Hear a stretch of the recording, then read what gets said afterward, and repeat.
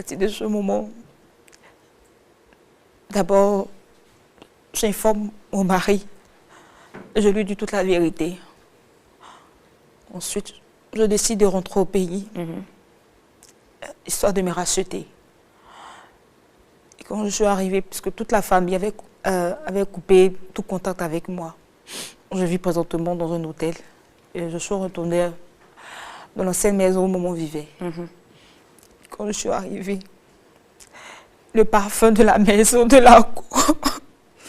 Ça veut dire que votre mère n'était plus dans cette maison parce qu'étant invalide, du coup, elle ne pouvait plus, tout à fait. Donc, pouvait plus vivre toute seule. Exactement. Mais la maison était toujours là en état, d'accord. Bien évidemment. Donc, elle était une de ses soeurs.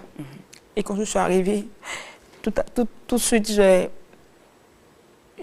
j'ai eu des souvenirs. Vous êtes retournée dans l'ancienne maison. Tout à fait. Où je vivais dans le passé avec maman. Je suis rentrée dans la cour. Une maison que vous avez quittée, en fait, 8 ans. Tout à fait. 6 ans. Et pardon, 6 ans avant, d'accord. Exactement. Donc, tout de suite, puisque c'est là que j'ai grandi, c'est là que j'ai grandi. Donc, le souvenir m'est revenu immédiatement. Donc, je suis entrée, le salon, j'ai vu les choses à leur place. Seulement qu'il avait la poussière, tout et tout, puisque je pense il n'y avait plus de présence humaine, en fait. La maison n'était plus habitée. Donc, je rentre dans ma chambre. Je vois que les choses étaient à leur place. Et je sais que maman est une femme qui a un grand cœur. Donc, je sais certainement qu'à chaque fois, elle priait en espérant un jour me voir ouvrir la porte du portail. Et me voir revenir lui demander pardon. Et de ma chambre, je vais dans sa chambre. Et je me rappelle de cette fameuse journée qui a tout basculé. Je vois la Bible sur le lit de maman. La Bible que vous aviez refusé de prendre à l'époque. Tout à fait. La Bible était juste au milieu du lit.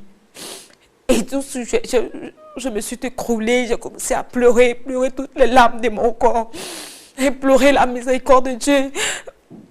Vraiment, je n'avais plus de ces nouvelles. Je regrettais mon acte du passé. Et pendant que je pleurais, je demandais pardon à Dieu. C'est comme j'entendais une voix qui me demandait de prendre la Bible et de l'ouvrir. C'est ainsi que j'ai pris la Bible. Et quand j'ai tenu la Bible, vraiment, je n'avais plus de force. Et la voix me demandait d'ouvrir la Bible.